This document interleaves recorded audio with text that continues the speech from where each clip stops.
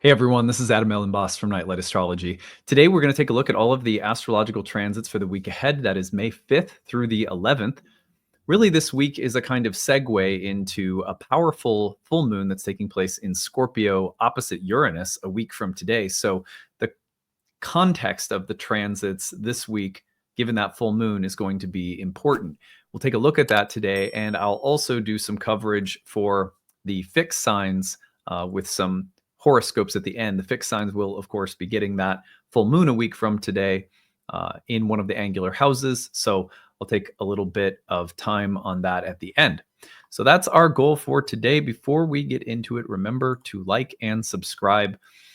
We know that a lot of people watch the channel regularly who are not yet subscribed. When you do that, it really does help us grow. We appreciate it. You can find transcripts of any of these daily talks on my website, which is nightlightastrology.com. Right now, we are in the midst of enrollment season for the upcoming first-year program, which is called Ancient Astrology for the Modern Mystic. It is our first-year course out of 4 years of curriculum in the study of ancient Hellenistic astrology. Everything at Nightlight is a bit of a fusion between ancient Hellenistic astrology and modern archetypal astrology, so you'll find that our programs represent that mix really nicely.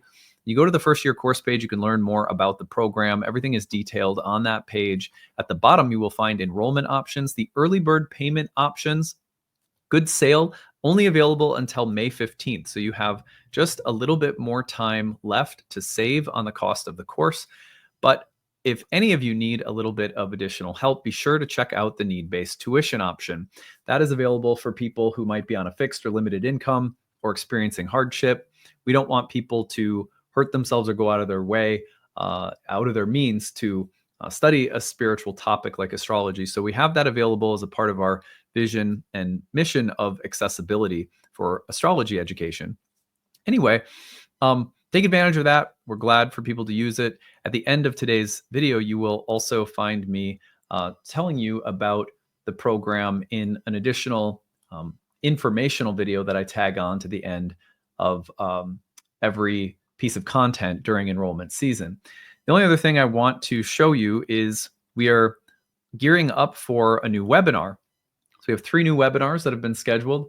On May 15th, I'm giving a talk on Jupiter's exaltation in Cancer, really getting to know why Jupiter is exalted in this sign from the classical perspective. In June, I'm doing a talk on Uranus and Pluto in a trine. And in July, I'm doing a talk on the 9th house. Those are all webinars you can register for. If you can't attend live, you get the recording. So be sure to check those out as well. All right. Well, on that note, let's turn our attention to the real-time clock. By the way, I've got these fancy new images on the TV in my office. They need the images for some reason aren't being mirrored, so I'll have to adjust the orientation and then it'll look a little bit nicer, but kind of a cool little production value element when I use this camera view. Sometimes I use my other camera view. But anyway, Venus retrograde had me updating a few things with respect to my setup. So that's been kind of fun. Anyway, on that note, let me put up the real-time clock and let's take a look at our transits for the week. It's a quiet week astrologically, given how much is happening next week by contrast. So we start off here Monday, May 5th, and there's only really 3 transits of the week, but everything this week is building from the moment of a first quarter moon that's just past us over the weekend into the full moon by the start of next week. That full moon is in Scorpio. It's opposite Uranus. It's a very powerful full moon. And so in some ways, we can really read the transits of this week as the moon is in its waxing gibbous phase, as moving us into a powerful full moon. So the transits of the week that we're going to look at, starting with the transit that is happening today, is going to be Mercury's sextile to Jupiter. That transit is perfecting today. Mercury's in the superior position, Jupiter's in Mercury's sign, so a pretty nice harmonious contact between these 2 planets starting the week off. When Mercury and Jupiter get together, you usually get a simple description of the combination of these 2 planets is the building of consensus, the building of agreement, the developing of terms within a contract that lead to both parties signing, the negotiation that leads to an accord or a treaty. Mercury and Jupiter are like coming to terms on the deal of a used car with someone you're negotiating with. Mercury and Jupiter are when the analytical parts and the breaking of things into components and discussion and debate or argumentation are coming together with Jupiter, who tends to build cohesion and a sense of togetherness or unity. So a sextile between these two planets, especially when Jupiter is in Mercury's sign, that means that Jupiter has what's called reception with Mercury, is pretty favorable. It's a nice combination for when you're learning something, for example, to feel as though you are starting to understand how different parts or facets of a craft or an art form all work together cohesively. Or you're, for example, when you study astrology, you're starting to put aspects and houses and signs and dignities all together to form a coherent delineation. It's kind of like the parts are all coming together. Another way of putting it would be when you learn a musical scale and then suddenly you find the fluency to travel around it rather loosely or freely and innovate or improvise. Mercury and Jupiter can also be about confidence, mentally, intellectually, verbally. It can be about nice or helpful uses of technology or communication. And it can also be about inventiveness, discovery, and mental excitement. So when we get excited about new ideas, Mercury and Jupiter together in a sextile makes sense. When Mercury and Jupiter come together in a sextile, they're so smoothly connected that sometimes we may get out over our skis and be overly confident or say too much or put our foot in our mouth or become overly confident or cocky or arrogant mentally, verbally, intellectually. We can kind of overpromise and underdeliver. So some of those inflation tendencies when you combine the two together are there. But frankly, I think that this is a really nice combination where you're more likely to see some really constructive, harmonizing features today, especially. But you might have felt those things building over the weekend, May 4th, May 3rd, up till today, May 5th. We're going to give this a couple of days to separate, and you'll be experiencing this really all the way through. Let's see here, give it about 3 degrees of separation. Yeah, about through Wednesday. But today is the peak of the exchange between the two planets. So watch for that. You could study the whole sign houses of Aries and Gemini in your chart if you wanted more topical specificity. Now, as we move forward in the week, tomorrow is really the other main transit of the week. The 2 in the early week, the week is quiet as it goes on. Of course, we're building into this full moon, so I'll say more about that. But tomorrow, Venus has a nice little sextile to Pluto. The early part of this week is nice to see some of these harmonizing aspects coming through. We'll take that after, a number of transits in recent times that have been pretty intense, Mars opposite Pluto and so forth. So Venus in Aries catching a little sextile to Pluto in Aquarius. That transit is happening tomorrow. We'll have more coverage on that tomorrow. But I think for this one, again, we think about harmonization between the two planets. I don't think of outer planets having inferior or superior positioning within aspects because they just don't seem to behave within the parameters of the ancient aspectual theory in that respect. But what I can say is that anytime Venus and Pluto are harmonizing through a sextile, sextiles being the nature of Venus, you get some really nice things. For example, the discovery of hidden, deep, meaningful, rich, fertile, creative energies within sexual dynamics or relationships. Oh, wow, we just went to another level in our intimacy. Oh, wow, we just discovered some fruitful, unconscious material in our friendship or relationship that may be conducive to us cooperating at deeper levels or getting along at deeper levels or being creative together in new ways. So the kind of unconscious excavation of Venus-Pluto that can be painful and intense and deep and, where we confront shadows around Venus, a little bit easier, a little bit more fluid. I like this for just nicely and easily making adjustments with respect to things like your appetite or your diet or how much you take in, or how you moderate or work with the pleasure principle in your life. If Pluto is going to expose you to some of the shadows relative to how you experience pleasure, oh, I don't experience it enough, or I tend to go too far. In either way, the contact with Pluto that Venus is making through a sextile is likely to be a lot easier. So when you learn something or see something that helps you modulate pleasure, it's an easier experience to be in receipt of. It's like not going to knock you over the head or completely knock you down in the way that a square might or an opposition might. Um, I like that because it's not that it becomes any less Plutonian, it's that the way that it comes through is easier to gel with or flow with. I think about it like those kind of moments where you find yourself more easily able to adapt or make healthier, positive changes. It's like, oh, I see something that needs to change. I'm seeing a shadow, but I'm seeing it in a way that's like light and not super confrontational. And so it becomes just a little easier to adapt and work with. Venus's sextile to Pluto can also just tap us into darker, more erotic, subterranean themes around things like art, love, friendship. The topics that come up can just be a little bit more Plutonian. This is a Venus in Aries just coming off from the conjunction with Neptune. So it has a little bit of like a space warrior goddess feeling to it. There's just like a little other, it's like a sci-fi Venus warrior goddess connecting with Pluto in the sign of Aquarius. So what innovations does Venus bring to the table right now, mentally, intellectually, ideologically, as well as being her embodied self as the goddess? That may be an interesting way of looking at it. There are ideas, paradigms, thoughts, technologies, next or otherworldly spaceships that Venus is thinking about building or flying in. So anyway, I'm having fun with that. Now, those are the first two transits of the week that are sort of bigger and more impressive. If we move on to May 10th, that is Saturday, and that's really the next transit of the week where Mercury enters Taurus.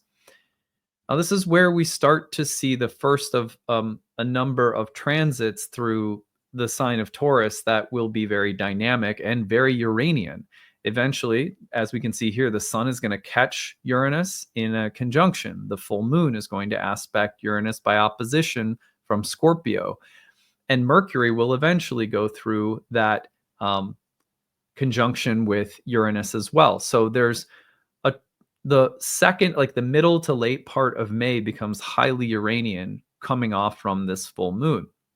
So in a way, this week is kind of just sort of gradual, not a lot happening in terms of big dynamic transits. But then toward the end of the week, we start to get this energy of Uranus.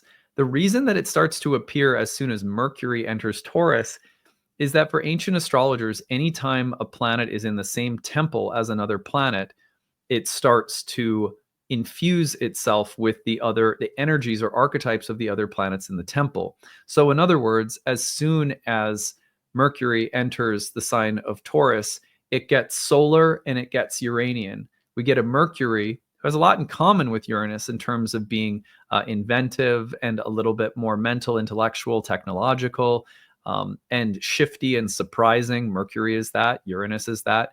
So we start to get this Uranian vibe coming through by virtue of Mercury entering the same temple that Uranus is in. That starts happening Saturday. Not surprisingly, on Saturday, the moon will enter Scorpio. Now, as soon as the moon enters Scorpio, which by my count is about 4 p.m. Central Time on May 10th, that's Saturday, then immediately we start to see the building of this Uranian energy. So what is Uranus doing? Uranus is about breakthroughs and revolutions, and those breakthroughs, revolutions, surprises, plot twists that are kind of sudden and unexpected. It's unexpected that can be disruptive or that can kind of shift the narrative suddenly and in dramatic and interesting ways that feel like a revolution of circumstance. Those things are happening as the full moon comes through by next Monday. So you're going to start feeling that on Saturday as soon as Mercury enters Uranus's sign and the moon opposes Mercury as it enters Scorpio and starts building into the full moon opposition with Uranus and the sun. So we can see that opposition coming through. Of course, we'll spend time with this next week at the beginning of the week. I may even spend time on Monday just looking at the full moon as opposed to doing a weekly overview. Sometimes when transits land on the Monday of a week, it's better to do it that way.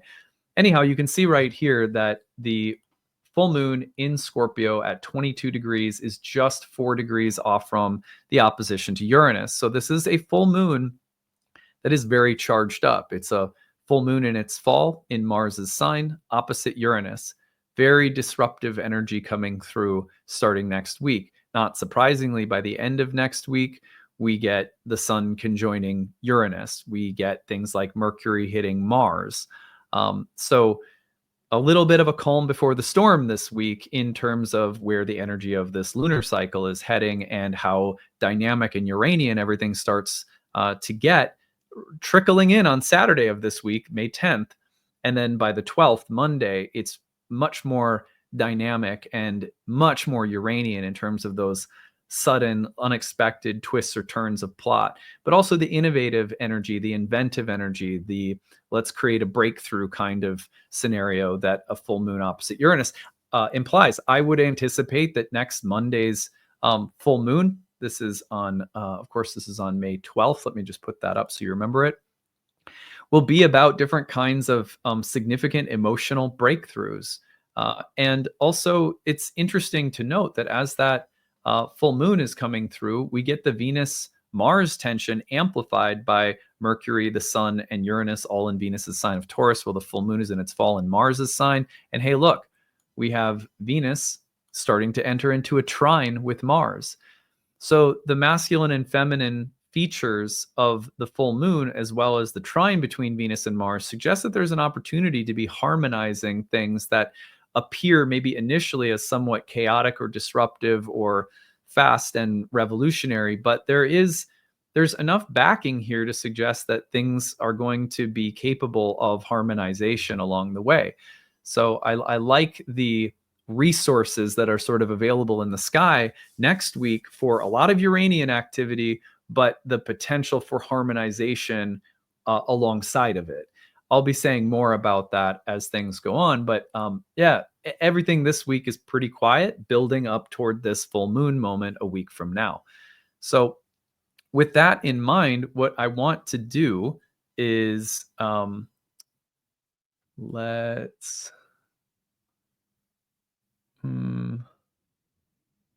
yeah, I'm gonna put the fixed signs up.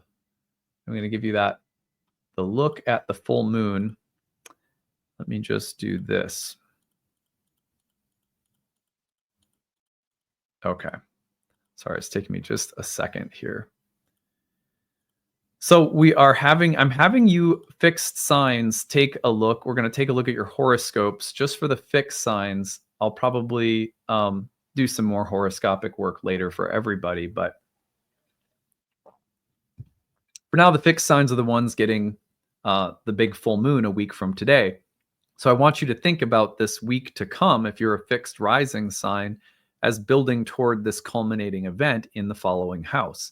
If you're a Taurus rising, this is a dynamic series of changes that are presenting themselves in the house of marriage and interpersonal relationships, the pleasure derived from other people, and our intimate connections with other people. This could also be about sexuality, marriage, love, dating.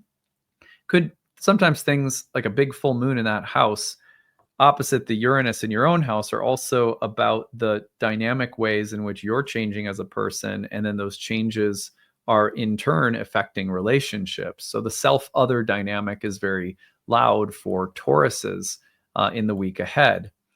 If we go to Leo's, our next fixed sign in order, we see that this full moon in Scorpio is landing in your fourth house, the place of home and family. Now, of course, it's in that dynamic opposition with the planets in Taurus in the 10th house, very public-facing part of life, often related with career and vocation, but also whatever ties you in and gives you a role to play in the civic and social arena generally. So the tension between those two places is interesting, but full moon is focused on the place of home, family karma, ancestral karma, roots, living environment. There's a lot taking place right there. Maybe the excavation of family karma in particular is coming up for Leos in the week ahead. For Scorpios, our next fixed rising sign, you have this in your first house. So the self-other access is being activated again, like it was for Tauruses, but much more of an emphasis on what's building, culminating, developing, peaking within your own body, within your own psychology, within the ongoing conversation of self-development that you're living. So a full moon like this brings a kind of culmination of emotions or feelings or thoughts or ideas about who you are or about who you're meant to become. What is most essential to who I am and who I need to be at this stage in my life? Those questions come into focus with this full moon for Scorpios. And of course, they may play off from the relational house, the relationship house as well. Finally, we're going to look at Aquarians as our last fixed sign, with the full moon coming into your 10th house. So that 10th house focus on career, vocation, reputation in the world, your kind of rank or station, and maybe there's some kind of culminating presence energetically, spiritually, psychologically in the workplace or within the overarching story of your life path in the domain of career. So what is building, culminating, developing in that house? But then the tension is once again, like it was for Leos, in the 4th house, pushing back from the space, pulling in the opposite direction from the space of home, family, roots, the private or inner sphere of life. So what's taking place publicly versus privately? What is peaking around your career, workplace environment? What changes are taking place there? And what kind of dialogue is it in with the home, private sphere of life, family and family pressures or obligations at the same time? I do like this, though, as a moment of catharsis for Aquarians with respect to their work in the world and their sense of purpose. So again, for those of you who are newer to my channel, I typically will just pick one family of signs for one of the biggest transits of the week when I do my weekly overview. So today, the fixed full moon, I take a look at the fixed rising signs because you're getting that transit in an angular house, which tend to be the most dynamic of the horoscopes. So, but as the week goes on, you'll typically find that there's at least one more set of horoscopes I'll do, often for the same transit, where I cover all 12 signs again. I just like to include a little bit of horoscopic work in the weekly overview because I think for those signs that are getting the angular transits, it's kind of nice to know a little further out because they tend to be so loud. Anyway, so I will leave it there. I hope that you guys have a great week. It's relatively quiet. I've got some other things we're going to get into on the channel this week, aside from the normal content. I like to have, I might be trying to catch up on my Moon in Profile series. We'll see if I get that done or not. It takes a lot of work to get those presentations done, so I'm a little slow with them. But anyway, I'm going to sign off. There's an informational video about the upcoming course. I think there's 3 great reasons to study astrology if you're considering studying at Nightlight. One is that you can't help but see the world astrologically. This program is going to give you much deeper capacity to speak the language that you can't help but see through every day. Number 2, you're looking for a guided, structured approach that takes guesswork out. I know that there's a ton of information out there. Sorting through it can be difficult. This course is really good for that. And 3, you're looking for a lineage that you resonate with and a spiritual focus. It's a great community of people. You're going to find amazing, like-minded spiritual seekers that come into the Nightlight community. And if you like my work on YouTube, chances are you'll really like the classes as well. And having that sense of community and lineage that you're a part of. I have teachers that taught me who had teachers that taught them, and becoming a part of a specific lineage can be a really enriching experience. Not that you only need one either. You can have several, of course, but if Nightlight is something you like here on YouTube, you're sure to like our school. So check it out. I hope to see you in program soon, and we'll see you again tomorrow. Bye. Hey everyone, thanks for sticking around. I'm excited to tell you about our upcoming program, Ancient Astrology for the Modern Mystic. It is our first-year course in Hellenistic astrology that begins at the end of June. June 22nd is our starting date. I'm going to take you over to the course page to tell you more about the program and what you will learn while you are in it. So here we go over to the Nightlight Astrology website. You can find this at nightlightastrology.com. Click on the courses tab, go to the first year course. Now, this program is ideal for people who maybe have a little bit of background already in astrology. Maybe you've done some studying on your own independently, taken some courses or webinars and workshops, but you're looking to deepen your understanding of astrology. And maybe Hellenistic astrology in particular has been calling to you. I'll tell you more about what Hellenistic astrology is in a minute, but on the first year course page, you're going to find everything that the course includes. I want to make the structure of the course clear first. And then at the end, I'm going to tell you 5 reasons that I think anyone might have for studying astrology. And you can see if you check any of those boxes. First of all, there are 30 classes on the year. It's just a little under a year-long program with 30 webinars. Every webinar is 2 to 3 hours long, including a lively Q&A and conversational section after we finished our lesson for the day. Each of those lessons I lead personally through live webinars, so you can attend those live. If you want to follow along at your own pace in your own time on your own schedule, you can always look at the recordings and take those in. And I'm going to show you what the class page looks like so you can see how you can interact with the course as uniquely and creatively as you want to. But you can either attend the live webinars or listen to the recordings or audio or video. In between major units of study within those 30 classes, we have separate classes outside of the 30 classes that are essentially tutoring sessions led by our staff, our course directors. We have 3 of them for our first year program, 3 tutors that help me guide every single class you're in and lead study sessions, and are also staffing an interactive group forum discussion where you can ask questions, look at charts, practice what you're learning with all of your classmates and with tutors there to help you. They'll always answer questions within a business day. So it's a really well-staffed, well-structured program. In between those major units of study and the breakout sessions, we also have guest speakers that come in throughout the year that you get free access to. The recordings are archived for you in your class folders. So you're getting people within our curriculum. You're also getting to visit with some astrologers who are outside of the Nightlight School, but we really admire their work, and so we bring them in. You also have a ton of bonus material. With every lesson, we have recommended quizzes, study guides, optional reading. And that allows people who are really, really, intense, deep, like studious types to go as far as you want to with the material, while other people who are maybe, content to take things in at, just kind of taking in the classes, that's there for you too. So you can kind of go as deeply as you want to. The class, as the year goes on, goes through major units of study in ancient Hellenistic astrology. So if you're not familiar with ancient Hellenistic astrology, this is the earliest form of horoscopic astrology. This is where the astrology that you've probably learned today comes from originally. And that makes some of its features unique. Like, for example, ancient astrologers utilized whole sign houses. We study why they used whole sign houses, how they used them, and we study the why behind really everything: houses, signs, planets, aspects, dignities, essential and accidental dignities, delineation approaches. How do you read and predict within a natal chart? All of those theoretical areas of astrology, we not only learn how to do, but we learn the why behind it.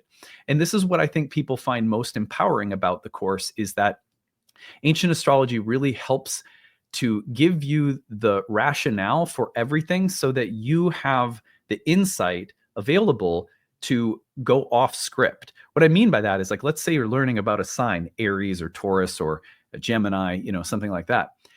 Ancient astrology won't just give you a list of the adjectives or keywords or descriptions of, say, a sign or a planet. It will give you an underlying philosophical explanation that then allows you to extrapolate from it the kinds of lists that you read in textbooks, which means you'll have an understanding of why everything on a list in a textbook is there in the first place. And you'll also have the insight and creativity available to add things to the list that are a part of your own unique intuition and contribution to astrology. And this is what ancient astrologers wanted students of astrology to learn, the why behind everything.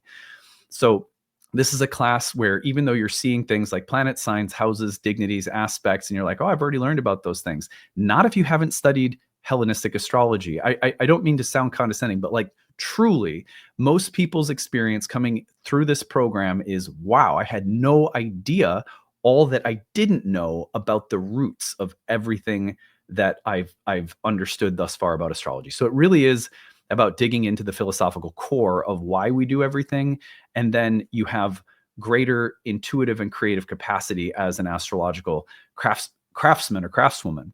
So anyway, that's a brief explanation of why I think Hellenistic astrology is important. Not to mention that ancient astrology was really focused on our ability to accurately describe and predict things in the realm of karma, fate, and destiny, whereas modern astrology's hallmark and strength is psychological depth. And so when you put the two together in our program, which is why it's called Ancient Astrology for the Modern Mystic, I think you have something really special. So on that note, you can see everything that we cover here. So there's a video with some of our alumni you can watch. Everything is there on the page. Now, there are 5 reasons that I want to touch on briefly before I tell you about your payment options and need-based tuition. These are 5 reasons to study astrology that if you mark any of these boxes, especially if you mark several of them, then I think it's a good indication that you might be ideal for this program, might be an ideal fit. So the first one is, if you find that astrology has become a part of your daily, weekly, monthly, yearly spiritual practice, it is a part of how you lead an inner life, then there is nothing more empowering than deepening your connection to that language, because that puts you more in the driver's seat. It's always good to have astrologers that you rely on, teachers that you listen to, get a little objective perspective, especially when you're looking at your own chart through a reading. But there's really nothing more empowering than learning to speak the language at a deeper level for yourself. And if that calls to you, if you want to understand things and be able to speak more confidently and clearly about this sacred language that you love, and this is a great reason to take a structured program. Number 2 is that you feel called to read charts for people. And look, not everyone who takes our programs is on a professional track, but we have 4 years worth of professional training programs at Nightlight that will prepare you to read professionally for others if that's the path that you're on. Maybe you don't even know if you're on that path. That's fine too. Many people take our programs just for the sake of their own personal enrichment, and again, to be kind of more in the driver's seat with respect to your astrological journey. You have more of an understanding. You can be more confident in reading symbols and experiencing transits with your own understanding that you've cultivated. But sometimes people want to read for other people. This will definitely set you up to do that. We have a certification track where you can take exams at the end of every year. They're optional. You don't have to if you're not on that level of interest. Number 3, you have done a lot of self-study. You've heard things from here and there, but you're looking to bring it all together. It is overwhelming to study astrology on your own. So if you want organization, structure, and coherence, what you're getting in this program is going on 15 years of training astrologers, 15 years of developing curriculum that has in mind the overwhelm that many people experience. And this program is structured year 1, year 2, year 3, however far you want to go with our curriculum, to give you an organized, structured, coherent way of understanding the history and language of astrology from both ancient times to modern times, in all of the vastness that the field includes. And also, as we go, we want to give you the confidence that you are a part now of an astrological lineage. Astrology has always been practitioner-based. Coming through Nightlight, you are going to have the opportunity to feel aligned with a lineage. If you like my work, if you feel aligned with the way I speak the language, then this might be a good reason to come study with us. Now, if you're seeking the why behind things, if you're like, yeah, that's interesting, I get it, I understand, but why? Why signs? What's the difference between a sign and a house? Why do they ever come up with a sign and a house? What's the distinction philosophically? Why does Mars represent this? Why does Mars in this sign represent that? If you are someone who feels empowered by understanding the why behind things, you are going to love this program, because that's how I am as a teacher. That's how I am as a person. And that's what this program is really all about. Number 5, you are looking for astrological community. Look, I think Nightlight is unique in terms of the kind of warmth, acceptance, safety, and inclusiveness that our community includes intellectually, spiritually. We really pride ourselves on being a peaceful kind of family. I'm a Cancer, right? So it's kind of a family-oriented environment. So anyway, I will end it there. If you check any of those boxes, you may want to consider studying with us. Now, I'm going to take you over to 2 things. I want to show you the dashboard. So here is the Think Ific page. You're going to join this, and on your dashboard, you're going to find any courses that you've enrolled in at Nightlight, and there are many, so you may end up in being involved in multiple courses, and you'll find that they're all there on your dashboard. Click on one of them, and it will take you in. you're going to find that on the left-hand side, there's orientation instructions, course information, class links, and calendar, all the technical stuff you need to know when you join the course. And then you're going to find that when you go through the lessons, that the lesson includes the video, the audio, the slides, the transcripts, the Q&A box text if you couldn't make it live and see what people were talking about, flashcards, homework, a bonus PDF with all sorts of additional recommended reading, bonus videos, additional video links for bonus material. So every single time that you want to visit something within the course, everything is nicely organized. So you can see here, I'm going to pause this before it starts going, but you can embed the video right there. It's embedded and you can watch it. And then if you wanted to, you could also, right here, you could also download the video and watch it on your own device. And that's same for the audio as well. And then as you go, you'll see all of the lessons are laid out. The study sessions are also recorded if you can't make those live. So everything is nicely arranged on the website for you. And that makes it a course that if you wanted to take 3 years to accomplish, you could take 3 years to accomplish. If you want to take it for the sake of getting certified, you have the full year plus an additional year to take the exam.